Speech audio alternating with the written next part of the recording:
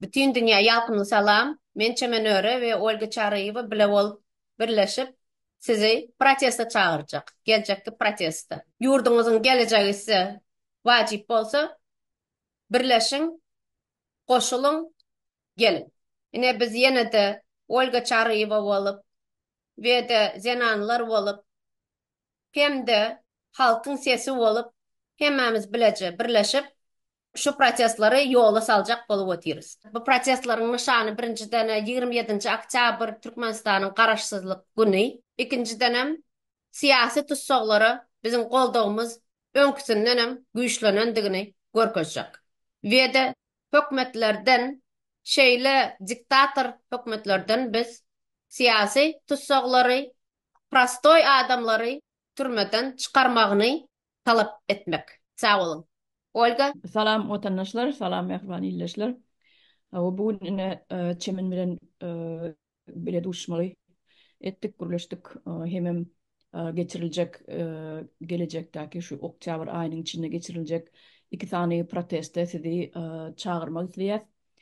Protestlerin birincisi New York'ta onun yankı Birleşmiş Milletler Kurumasının binasının önünü 14. Oktyabr'da Columbus günü gavat gelýär. İkinci protestem Washington DC'de ayın 28'i olan birinci güne düşýär.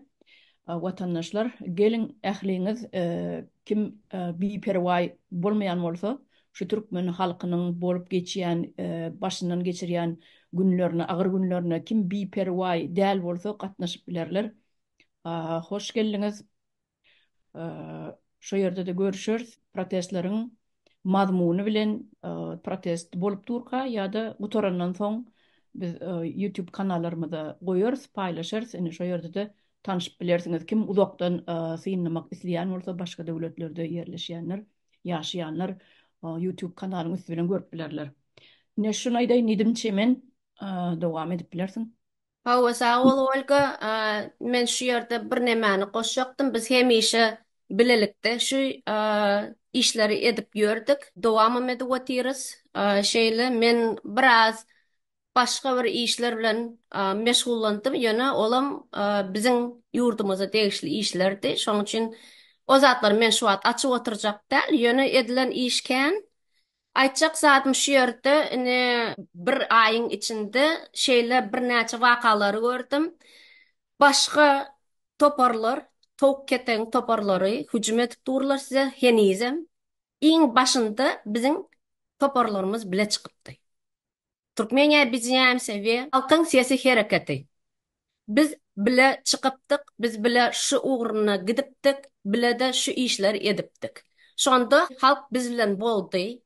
Biz bilen görüşdi, biz halkı daşy birleştirdik, biz başga aktivistlerin birleştirdik, ýanymyza getirip. Ýöne beli biziň işimiz biraz kynçylyk gördü, böwetlik gördü. Nämeden? Sebäbi başga towuk keten DTP toparyň ýa-da başgalaryň iki jurnalistliği var. Birem indi iki boldylar. Difamasiýa maglumatlary ýaýradyp bir topar kirli işleri edip esasam sizin toparınıza karşı iş edip oturlar. Men indi şu yerde öz sesimi size goldaw bermek üçin görkezjek. Birinciden dünküde men 26 sentyabrda şolan ikisinin oturan näme programmasyny gördüm. Programmalarına oturan yerine Soyunova karşı bir topar hapa difamasiýa zatlary aýdyp oturlar. Yalan zatlary öz-özünden çıkarıp özüm gyzyny ulanyp oturlar. Bir cinayet işi. Birinciden jurnalistler, şu zatlar bilmeýän bolsaňyz, häzirden bilip goýun. Bu cinayet işi. Sizde subutnama bar bolsa, açyk görkeziň. Subutnama bar bolsa, hökümete barıp şu subutnamany ertiň. Şu wagt siz prosta tak hapa kirli özüňize degişli maglumatlary ýaýradyp otursaňyz. Jolta pressa diýile siz ýalylara, siz ýaly jurnalistliklary. Bira Çehiýada oturany, Kanadadan çykan geday biri, assenizator, Polsa oturan, ikinçisem şu Şwetsiýada oturan. Meni häzir açyk şoňa da karşı şu sözleri aýtjak, sebäbi ýaşullar bize gara bir topar iş etdiler. İki, menin yine de bir koşacak zatım. Sizin toparınıza men ayratin sağ olsun aytacak. Olga, sebebi sizin toparınızda katıken erkekler var. Sağ olsun. Hakiki erkekler ene şu halkın siyasi hareketinde. Esasım akıl teke ve temrat. Size ayratin sağ olsun. Gelip siz dinlemeni del hem ayalları korudunuz. Ene şu şuna erkeklik değil ya. Hökmedin mahama milli heleyler maçların toprağından bir adını itin nesle qoңur koşası diyen biri gelip bir topar öz ejesinin emjegi, öz ejesinin jelepligi hakında aydıp oturdu, döküp oturdu bir topar hapani. Ene hazır men aydıp otirin. Özüňiz gyrnak, siziň ejeňiz hem gyrnak, serdaryňam Berdimuhamedov Qurbangulyňam ejesem gyrnak. Näme üçin? Sebäbi siz birinciden nirdäki ýok orslaryň gyrnaklary, ikinciden hem mahamalar siziň özüňiz hem gyrnak. Bize ýurtlarda, bu ýerlerde biz azat gezip ýörüs. Erkin gezip ýörüs, erkin hereketler edip ýörüs. Etçegimizi edýäs, gitçegimize gidýäs, goýjagymyzy goýýas. Sizden sonra oturamız, kim näme giydi, kim näme koydu. Spesialne giyenim, spesialne size sögünyenim. Ene, şu men aytjak zatlarım, başka men koşup oturmayın şu at, yana Olga ve halkın sesi bizim Türkmeniya объединяемся ve menin lichna şahsi goldowun sizinki. Mhm. Protestlara gelin 28. oktyabr bolýan protestlar. Tak что iki ilçhanaň öňüne bararız ve bu ýerde diňe garaşsyzlyk günüň nowaty däldi. Şu ýerde biz siýasy tutsaglaryň haklaryny, hukuklaryny talap ederiz. Sağ olun. Ha, onda vatandaşlar New York'taki geçirilecek protest yine bir tabar gaytalayın 14. Oktyabr'da saat günü 2 gün ortan bolýar 2'de Birleşen Milletler Guramasının binasının önüne gelin. İslanınız var olsa, eliniz ýan bolsa, sebäbi ol boş güne düşýär. Amerikada praznik, ýa bayramçylyk, Columbus günü. 28. Oktyabr'da Washington DC, o ýerde ähli pasolstwalaryň ýerleşýän ýeri, ähli döwletleriň pasolstwalary ýerleşýär. Türkiýe pasolstwasynyň öňünde, bir Türkmenistanyň pasolstwasynyň öňünde, ikisiniň arasy gaty uzak däl. Saat 2 şol ýerde ilki Türkiýe pasolstwasynyň öňüne gelirsiňiz, gelip bileniňiz. Ondan soň bile Türkmen pasolstwasyna tarap ýörer. O ýerde de protest geçirmekçi. Heme Türkmenistanyň ilkinji respublika bolup döredilen günü 27. Oktyabr 1924-nji ýyl. Näme üçin Türkmen uzurpatorlar ony özbekbitleri üçin 27. sentyabra geçirdiler. Näme üçin islan senelerini, islan bayramçylyklaryny, özleriniň klanlaryny, özleriniň maşgalaçylarynyň, maşgala agzalarynyň doglan günlerini bellep, şoňa görärek seneleri ütgödýärler. Öňkü Niýazow öz ejesiniň atlaryna çenni, kakatynyň atlaryna çenni, mektepleri çenni, köçelere çenni. Ähli ýerleri ütgödüp çykdy. Günüň aýyň atlaryna çenni ütgödüp Gurban Sultan eje ýene bir zat Türkmenbaşy aýy, ýene gör. Şular ýaly edip hem zatlar ütgödüp bulamuzur edip taşlady. Näme bu zatlar Türkmenistanyň umumy konstitusiýasy ýa-da Türkmenistan döwleti siz üçin oýunjakmy? Onu islan senesini beýlak süýşürüp ýörer ýaly.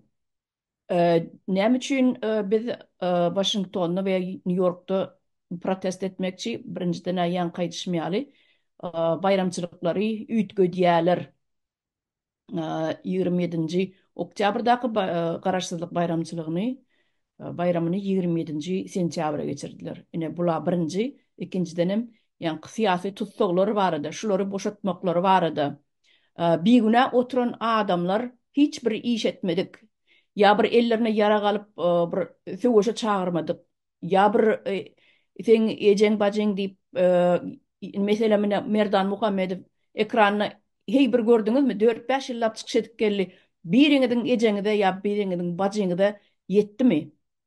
Dilini hapaladymy? Ýok elbetde. Gaty medeniýetli oglanyny. Ine şolary biýüne saklap oturýarsyňyz ine şol sebäplerim, şol sebäpdenim. Ähli eli bar adamlaryň ady tutuljakdyr şol protestde. Kimiň eli bar bolsa şu adam ogurlukdy. Buňa näme diýilýär? Human trafficking diýilýär. Şu zatlarda eli bar adamlaryň ady tutuljakdyr birin şol protestde.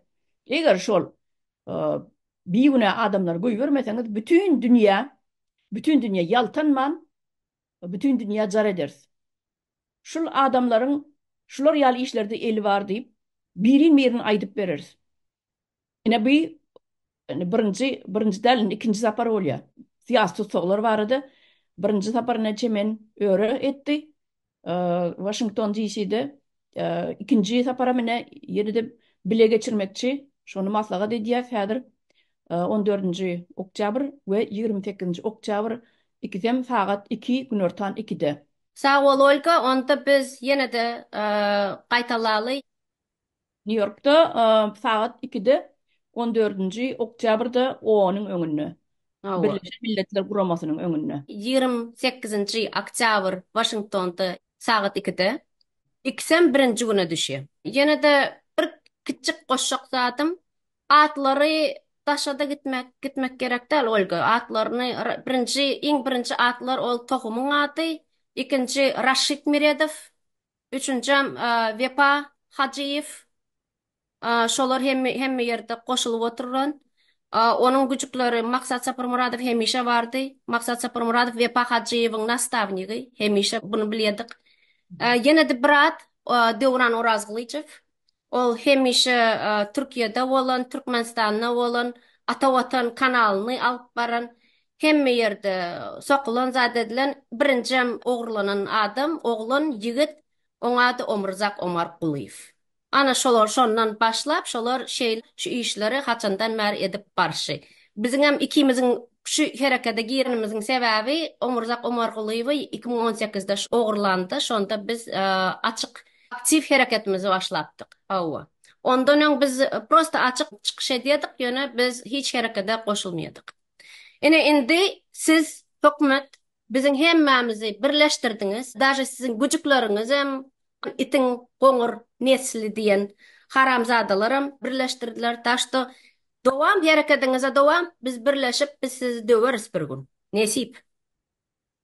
Yine biri var. Onun adynam soň öwreners, aýdars men häzir ýadymda ýok. Türkiye Respublikasyna barıp liçne ödi oğurlap alıp gaýdan Merdan Muhammedowi. Ine oň adyna men öwrenir, Käriz öz kanalyna aýdypdy. Şonuň adyny öwrenen onam ýazyp alaryn. Ulardan hoş sağ olun. Protestimize gelin hökman, halk size şu hareketleri gerek bolsa gelip öz goldawyňyzy berin. Sebebi biz ederiz, biz yananlar koşuluruz, birleşeriz, biz yanarlar hem işe ederiz işlerimizi. Ýöne siz koşulmasaňyz bu işler hiç yere yetmez. Koşulun, gelin, daşy başga toparlarym özüni güýçli görkezýän ýa-da ýene bir zat edýän toparlar geljek diýse gelsinler, görkezsinler. Olaryň näkili birleşip biljekdigini. Ine 28 oktyabr ve 14 oktyabr 14 oktyabr New York'un öňünde 2-de 28 oktyabr Washington'un ilçihanaň Türkmenistan ve Türk ilçihanaň öňünde 2-de. Gelin. Ondan kimde baydak bar bolsa, Türkmen baydagy bar bolsa, Türkmen alıp gelin. Sebebi bu bir wajyp bir signal halk üçin oturan, ýani pasolstwan içinde oturanlar üçinem, Türkiýanyň içindäki pasolstwan içindäki oturanlar üçinem, Türkmenistanlar üçinem, köçeden barýanlar üçinem ökman bir wajyp bir signal baydaklar hökman bolaýmaly. Ine şonam bir aýdaýyn idim. Kimde baydak bar bolsa alıp gelsinler. Men de bar, men getirerini özüm kiýmem. Oldy. Sağ olun. Sağ olun. Sağ olun oturun. This morning. Thank you. Have a good one. Bye bye.